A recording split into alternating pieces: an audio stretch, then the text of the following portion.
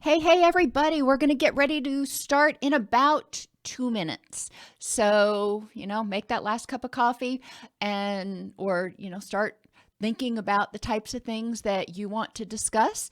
Please remember to, in the chat room, in the chat window, you can share with me any topics that you are interested in having me cover in these brief morning sessions. I am trying very diligently to do these morning sessions every single morning at roughly 9:30.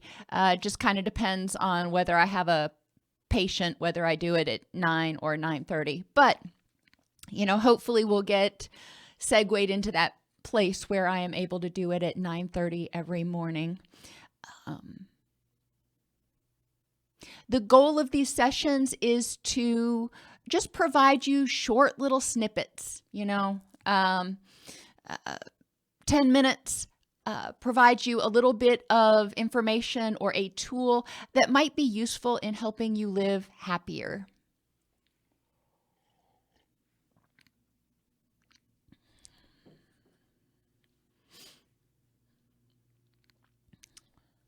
So good morning to everybody. Again, I see there are 12 people watching right now.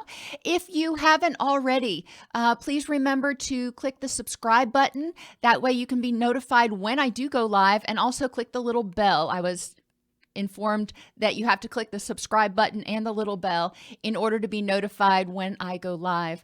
But that way you don't miss any opportunity to interact if you want to. And my goal in these, as I was saying a minute ago, is to provide you a tip or a tool that can help you live happier. But also, I've found that a lot of you seem to really enjoy interacting, and I really enjoy interacting after the presentation. So I will stick around and chat with you guys as pretty much as you want after the presentation.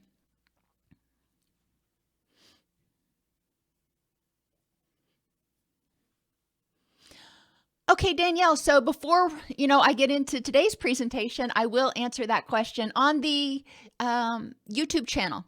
If you just search my channel for the keyword trauma, you will come up with a lot of videos talking about trauma. The biggest thing to remember with trauma is that when we experience trauma, unfortunately, it takes away our sense of safety. It takes away our sense of power, which dovetails nicely into what we're talking about today. But one of the first things that is important in recovering from trauma is to identify in what ways your safety was disrupted. You lost your sense of safety, and this can be emotional, physical, interpersonal, being able to trust other people. In what ways did you lose safety, and what can you do to start rebuilding that sense of safety and sense of power and control in your current situation so you don't feel helpless, hopeless, and vulnerable. That is really where I start with a lot of my clients that are struggling with trauma, which is unfortunately the majority of them. We start identifying how to create safety. Before we really start delving into the trauma itself, it's important that people feel like they've, got the energy and they feel like they're in a safe place to confront those issues. So that being said, I can get back to that if you have more specific questions after the presentation. But that being said, let's move on to today's topic, which is empowerment. We've talked about mindfulness. We've talked about hardiness and serenity. And today we're going to move on to talk about empowerment, because I've noticed in the discussions that learned helplessness seems to be a huge interest for a lot of you. So empowerment, or learned empowerment, is the opposite of learned helplessness. Learned helplessness occurs when we experience situations repeatedly, not necessarily the same situation, but we repeatedly experience various situations that are out of control, and we start feeling like nothing we can do is going to affect what's going on, and we're always going to be in this position of pain or threat or unsafeness. And learned empowerment helps us start creating that safety.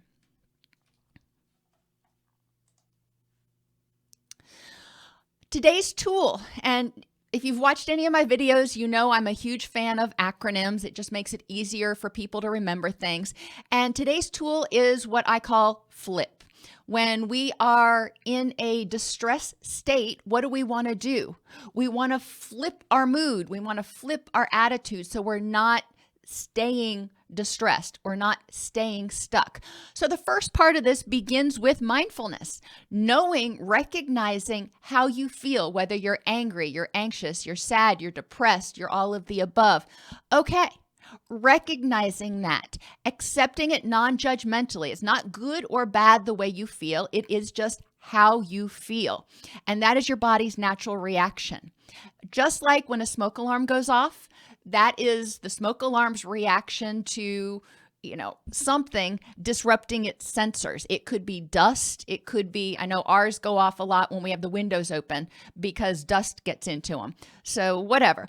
But my point being that just because a smoke alarm is going off doesn't necessarily mean there's a fire. The smoke alarm, just like our emotions, are clues, are cues that we have that we need to get up and examine. We need to look around and see, is there really a problem? And okay, if so, what do we do about it? I actually encourage people to sort of thank their brains, if you will, even for the unpleasant emotions, even for the feelings of anger and anxiety, because that's your brain's way of saying, hey, I want to survive and there might be a threat. So get off your duff and look to figure out what we need to do to stay safe. So in a way, that's awesome because that means that you do want to survive. However, not everybody likes that interpretation. Once you acknowledge, once you identify how you feel, you notice that you're feeling anxious or angry, you accept it non-judgmentally because there's no point fighting with it. You feel how you feel. So taking a breath and saying, let's figure out why I feel this way and what can I do to improve the next moment, which is where we come to observe and describe the situation. The first thing you want to do is look at the facts of the situation. Too often we make decisions and we do things based on feelings. For example, if you have a fear of snakes, when you see a snake, you may just have this automatic thought that, oh my gosh, I'm in danger because there's a snake right there. Well, if you look at the facts, the chances that that snake is actually poisonous, the chances that that snake is actually going to pursue you, even if it is poisonous, are really quite small. So that fear that you felt, the initial feeling is your brain saying, okay, you need to check it out. Recognize there's a snake there. You don't want to step on it because that's a bad thing. But also, figure out if it's a poisonous snake or not, because, you're probably going to give a poisonous snake a wider berth.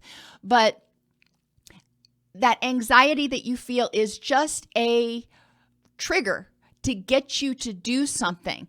Then you want to look at the facts and say, okay, number one, is there a way I can get around this snake, this problem? And number two, is this snake poisonous? Is this problem really that big of an issue right now? Let's take another example that has to do with humans. You're walking down the hall and your boss is coming the other way and you say, good morning, boss. And the boss doesn't even look at you and has this scowly look on her face. Okay. Now you may have this automatic, anxiety like, oh my gosh, what did I do wrong? Okay. That's that anxiety. That's that smoke alarm going off and saying, you need to check and see if you did something wrong. It's not saying you did something wrong and she's angry with you. It's saying you need to check and see. So you check back through your mental notes and go, okay, I don't think I did anything wrong to tick her off right now. So what are the facts in this situation? You have no idea why she had that scowly look on her face. You have no idea whether she even noticed you, because you know what? If you're deep in thought, you may not notice when you walk by somebody. I've done it. I think all of us have done it at times. So checking the facts is huge. Not assuming you know what somebody else is thinking, not assuming something is dangerous or fearsome because you have anxiety. That anxiety is just telling you there might be a threat and you need to check it out. So you find the facts in the situation. And sometimes the facts are going to support what's going on. And then you've got to decide from there. But other times, and a lot of times, the facts don't support our maintaining our current anxiety. The next step is to look at your language. Are you using extreme language like, she is always mad at me, or so-and-so never cleans the litter box? You know, that those all or nothing terms, that extreme language. Every time I go driving, I get in a car accident. It is never safe to walk to your car at night. You know, all of those extreme words can set you up to feel anxiety. So it's important to check that language. And if you're using extreme words, find exceptions. Things rarely happen all the time or never. So find the exceptions to what's going on and choose less extreme words. Often it is dangerous to do this, or often this happens, but not necessarily all the time. The third step in FLIP is check your interpretations. Sometimes interpretations are not based on the current situation. They're based on things that happened, last week, last year, 10 years ago, things that you experienced, but now you're projecting. For example, if you have a significant other who starts acting kind of withdrawn, and in the past, you've had significant others that did that, and it meant they were cheating, and your relationship was bound to end in short order. Well, if you're projecting that, if you're assuming that's going on right now, that can really stir up that anxiety. Now, again, your interpretation of what's going on right now is based on what somebody else did in the past. You want to look at this current situation and say, are there other interpretations, other explanations why this might be happening? And then that also goes back to the facts. So if your significant other is acting withdrawn right now, look at some of the facts. What's going on? They may be exhausted. Maybe they're working twice as hard at work, or maybe they are having difficulty dealing with the COVID lockdown or politics or whatever. There's a lot of stuff that is stressing people the heck out right now. And a lot of people are withdrawing. And it has nothing to do with your relationship. It has to do with people feeling overwhelmed and starting to shut down. Now, that's not good. We'll talk about that on some other video. But recognize whether your interpretations are based on the current situation at hand, the context that you're in, or if you're projecting stuff from the past. And then finally, P stands for probability. A lot of times we confuse possibility with probability. Could something bad happen? Yes, something bad could always happen. Unfortunately, that's just life.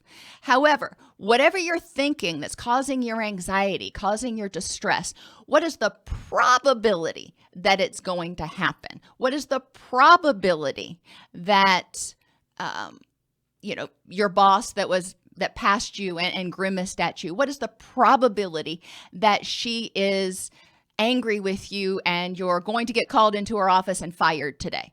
People can really go the full distance with catastrophizing things. So what's the probability that all of your worst fears are going to come true? Generally, pretty small most of the time. And it's important to remember this, that yes, something could happen. You go in to get a test at the doctor for HIV, for example. I know a lot of people face this. They go in to get their HIV test and they start getting really worried. And it's important to look at the facts. How likely is it that you've contracted HIV based on your behaviors and any symptoms you have? Any language that may be extreme. What are your interpretations of the situation? Maybe the nurse was in a particularly bad mood. But more importantly, in this particular scenario, what's the probability? Based on the facts, based on your behaviors and your symptoms, what is the probability that that test is going to come back positive? And recognizing that we go through other things, like when I was pregnant, I had a test that measured to see if the baby had birth defects, and there was a period where I had to wait to find out whether there was something wrong with the child, and it was important for me to remember the probability. What's the probability that it's going to come back with something seriously wrong with the child? So FLIP, just to summarize, stands for facts. Base your reasoning on facts. Your emotions tell you to check something out. They tell you there might be a threat. So then find the facts for and against your fears or whatever's making you angry. Make sure you're not using language that's too extreme, like always or never. Make sure your interpretations are based on the current situation and current facts at hand.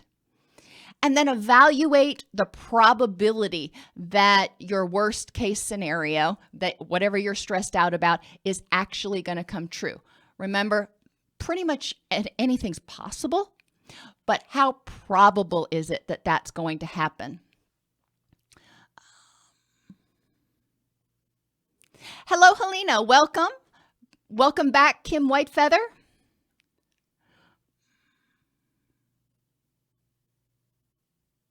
And Kim Whitefeather, I would say in that statistic is that in normal times, more than 50% of American people will experience a mental illness.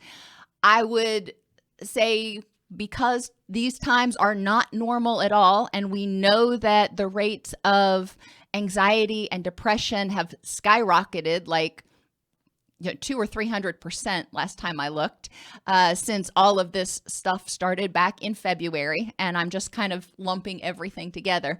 I would bet that number is higher, and I know that number is higher if you include addiction in there. If you're only including, mood disorders and psychotic disorders and developmental disorders, neurological disorders, maybe 50%. But once you start to include addiction in there, it goes up into the stratosphere, closer to, 85, 95% of people. That is a staggering number.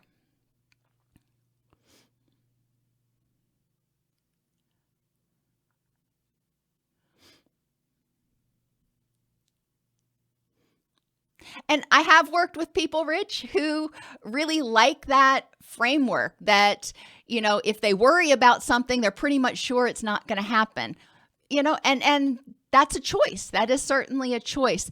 I don't like to worry. I like to spend my energy doing other things. And when I worry, and I spend a ton of energy. So, everybody has different ways of handling stress and figuring out what is the best way to spend my energy right now to improve the next moment so I can have that happy, healthy, fulfilling life that I am really striving for.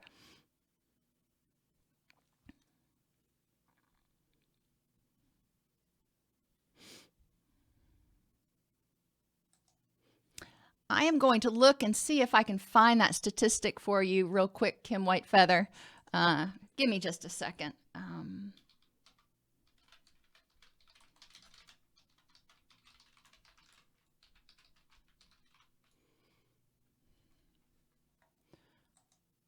And when I talk about addiction, I'm talking about process addictions as well as chemical addiction. So we're also talking about gambling addiction, gaming addiction, sex addiction.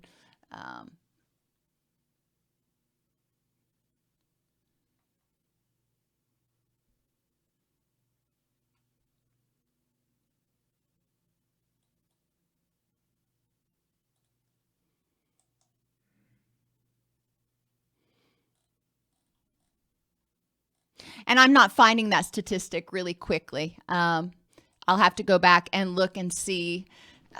I know it's in one of my classes that I did a while ago. Are there other questions? Are there other topics that you want to discuss? I am at your disposal for the next few minutes.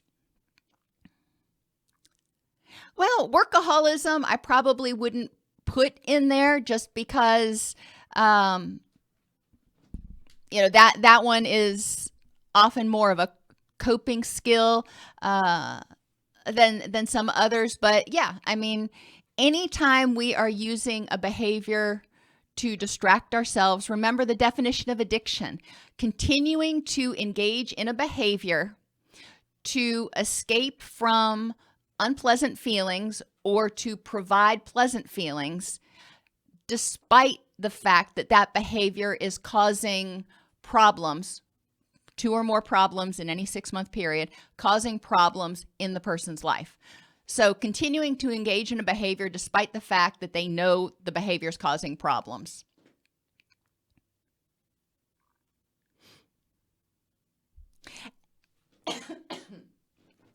And they've done a lot of research. I mean, gaming addiction actually did make it into the DSM, but it's interesting to notice that things like Facebook, for example, have also become extremely problematic. I haven't bothered to count, but that is a frequent issue that comes up when I'm talking to students, when I'm talking to employers. Students say they, lose track of time and can't get their homework done because they spend too much time social networking. And that can be TikTok, Facebook, Instagram, any of those.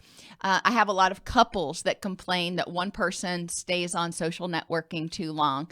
I have a lot of employers complain that, they have had to discipline employees for finding workarounds so they can get on social media when they're at work, because people have so much FOMO that they have difficulty putting down their mobile device, even to do something like, work.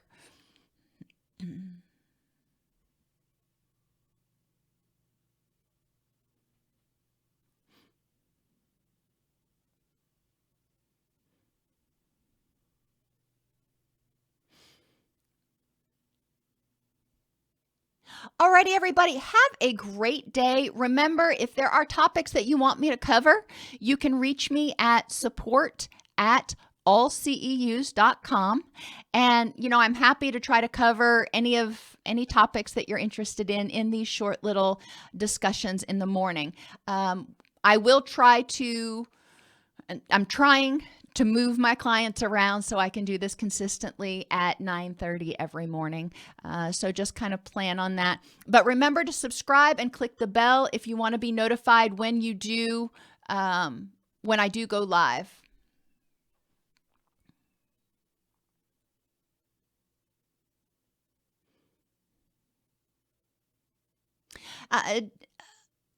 Daniel, can you explain what you mean by a morning process for mindset structure?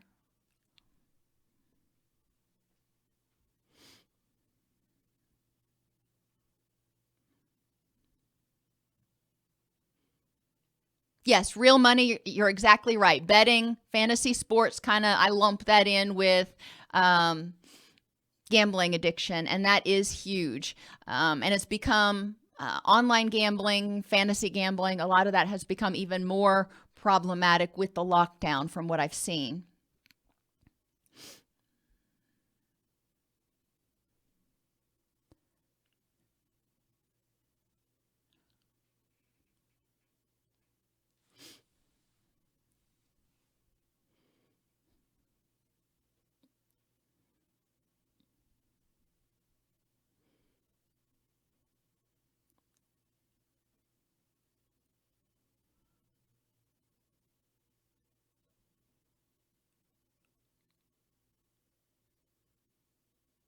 Okay, everybody, if let's see.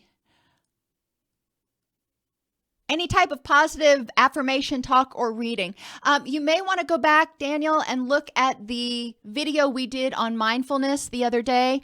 I also have on the YouTube channel, there are longer form videos on mindfulness. There are a couple that actually introduce a lot of different mindfulness activities that you can do in order to help yourself get grounded, not only in the morning, but I suggest doing the mindful activities at each meal. I call it anchored mindfulness because, we generally eat breakfast, lunch, and dinner. So if you know that before or after the meal that you need to do your mindfulness check-in, it encourages you to remember to do it at least 3 times a day.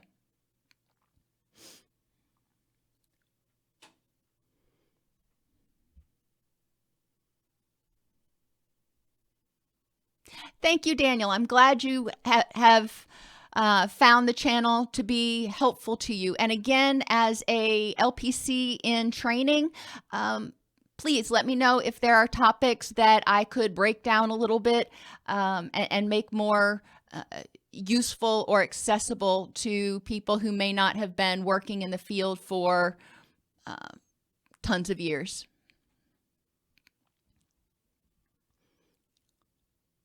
And in response to your question, Kim Whitefeather, about spirituality or lack of spirituality and addiction, that is a huge topic. So I will put that on the slate for maybe early next week and one of these discussions.